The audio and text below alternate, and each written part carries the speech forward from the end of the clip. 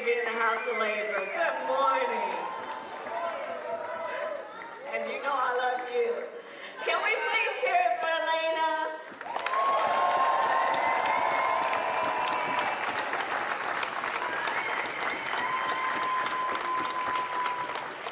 What an extraordinary leader. You and I being together with all of the other members in Las Vegas in that early day when we didn't know how it was all going to turn out, and you showed such strength, as you do every day. But, these are moments of crisis, moments where we don't know where things are going to end up, really do reveal the strong among us, the leaders among us, and Elena is one of them, and I thank you so much.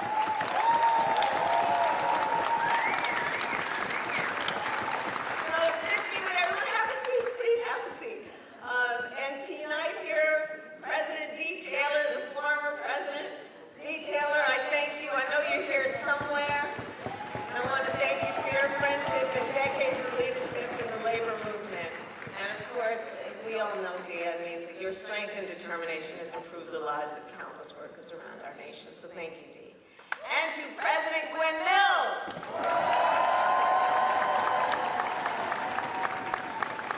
Congratulations on your historic election, and I know, we all know, that she's going to continue this union's long legacy of impact. And finally, to the members of Unite Here, I thank you for everything you do for our nation and for your unwavering support of President Biden and me.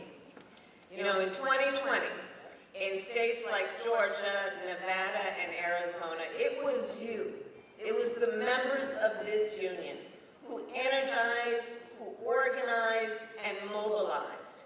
It is because of your work and your support that Joe Biden is President of the United States, and I am the first woman elected Vice President of the United States.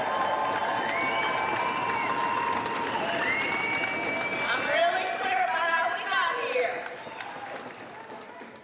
And so, many of you know a bit about my background. You know that my parents met while they were active in the Civil Rights Movement. And so when I was young, they would take me to marches in a stroller.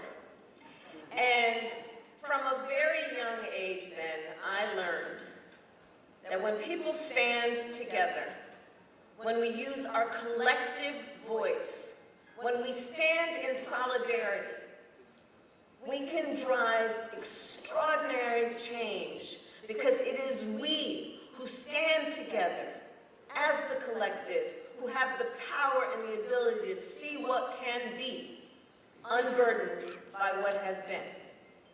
And my entire career, like everyone here, I have been guided by a fundamental belief then in the power of the collective. A belief that has also, of course, guided the work of Unite Here from its earliest days.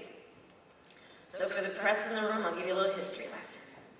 More than 100 years ago, in Lawrence, Massachusetts, tens of thousands of textile workers, many of them women, came together to demand fair pay and safer working conditions. For months, in the cold New England winter, they stood together. Workers of all backgrounds, including immigrants from Italy and Poland and Germany and dozens of other countries. Many who did not speak English, but spoke the language of solidarity as they stood shoulder to shoulder. And all that, of course, all that is true today.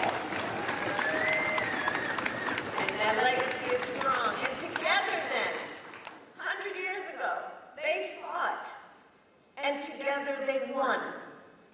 And in the decades since, the workers of Unite Here have taken on some of the most powerful corporations in our nation, from Big Pharma to the hedge funds, which took over casinos and put profits over workers. And you have won.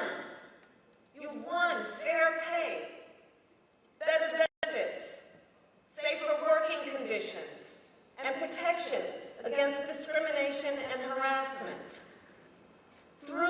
the power of the collective. You have transformed millions of jobs into middle-class jobs. Jobs that come with the dignity that all people deserve.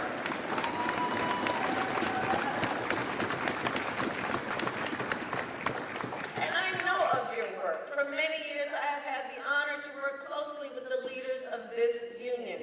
When I was Attorney General of California, I worked with many of the leaders here to crack down on wage theft. As a United States Senator, we fought together for paid family leave and medical leave for more workers. And as Elena mentioned, this past October, with pride, I stood in Las Vegas with the workers of Culinary 226 for your day of action.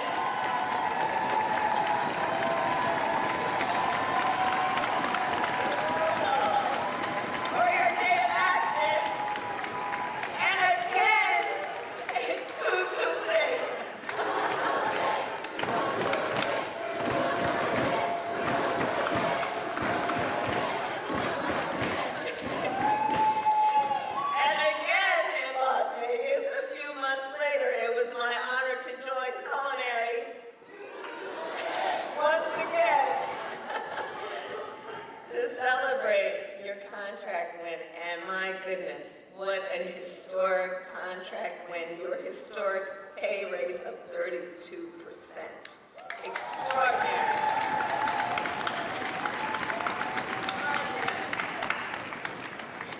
And of course, this was a victory for all workers.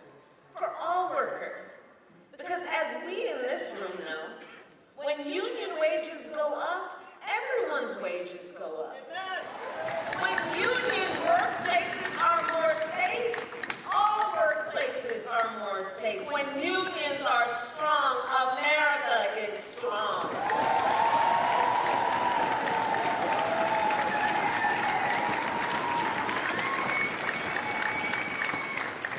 And President Joe Biden and I are proud to stand by your side. So together we have fought for affordable health care, knowing health care should be a right and not just a privilege of those who can afford it. Together we took on Big Pharma and capped the cost of insulin at $35 a month for our seniors. And now, because of our work together, 3 of the largest drug companies in the country are capping the cost of asthma inhalers from hundreds of dollars each to just $35 each.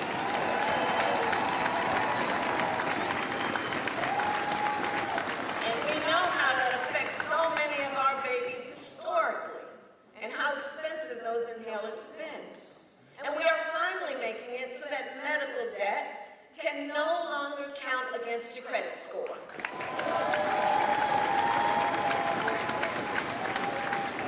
Which means medical debt can no longer get in the way of someone's ability to get a car loan, to get a home loan, to get a lease for an apartment. Because I don't need to tell anyone here, medical debt. Well, most people come by medical debt because of a medical emergency. They didn't ask for it. They didn't save for it, and it happens. And then they're out tens to hundreds of thousands of dollars. And the way it has been working is it can count against somebody's credit score. Well, your credit score is supposed to be a measure of whether you are financially responsible. It doesn't make any sense that you would cause somebody to take a hit to their credit score for a medical emergency, and that's why we're getting rid of it.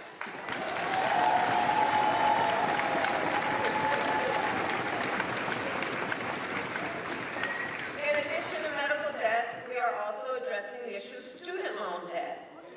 So far, we have forgiven student loan debt for nearly 5 million Americans and twice as much for our public servants, including our teachers, our nurses, and firefighters.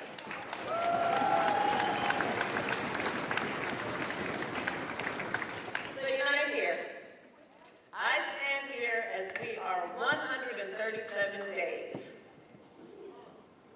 away from the most important election of our lifetime. And there is a very clear contrast between who we have looked out for and who the last administration looked out for. Whereas the last administration gave tax cuts to billionaires, we gave tax cuts to families with children through the child tax credit. And cut the rate of child poverty in half when we did it. We are also proud to lead the most pro-union administration in the history of America.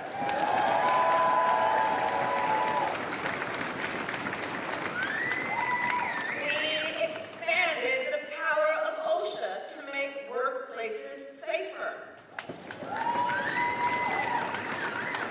As head of the White House Labor Task Force, I have led our work to eliminate barriers to organizing in both public and private sectors.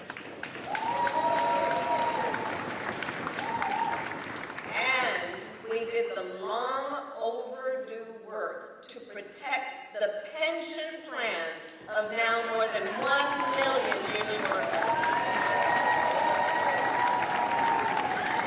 including thousands of United Care members and retirees. On the issue of immigration, we believe in keeping families together, not tearing them apart. So now, undocumented spouses of American citizens who have been in the country for 10 or more years can stay in the country while they apply for a green card. And so can their children. We also made it easier for thousands of dreamers who have graduated college to secure work permits because our entire nation benefits from their extraordinary skill, talent, and ambition.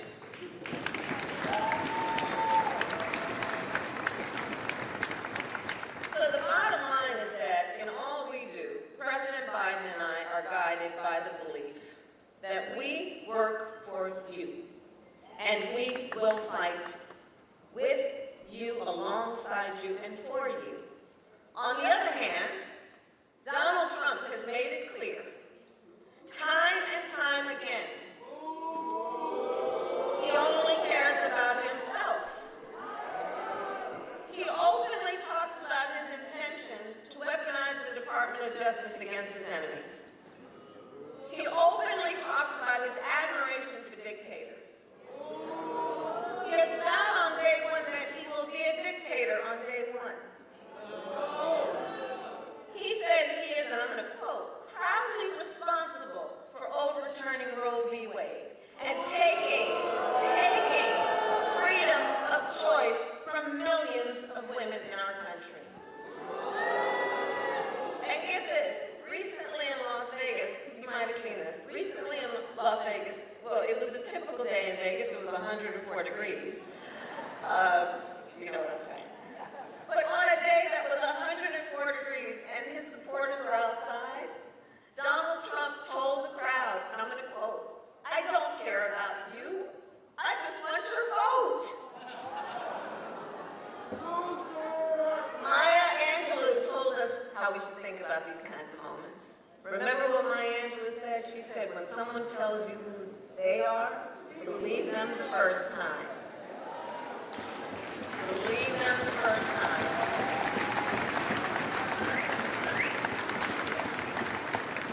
So we see what's happening. We see what's happening. Donald Trump and his allies, they're working from a playbook to attack freedoms, to spread hate, to divide our country, and to make people feel alone, to make people feel small. But in the face of these attacks, we here know the power of the collective. And unite here, I believe when you know what you stand for, you know what to fight for.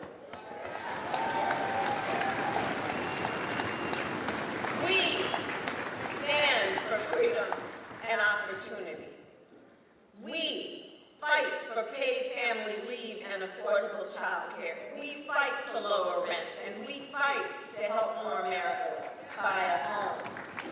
We fight to secure a pathway to citizenship, including for our dreamers. And we fight for the dignity of all people. Because we know what we stand for, and so we know what to fight for. And in this moment, our nation needs everyone here. We need you. We really do. We need you to continue to do what you know how to do so well. You're the best at it. We need you to continue to organize. We need you to continue to mobilize.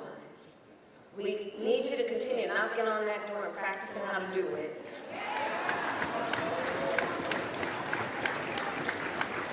And we need you to make your voices heard.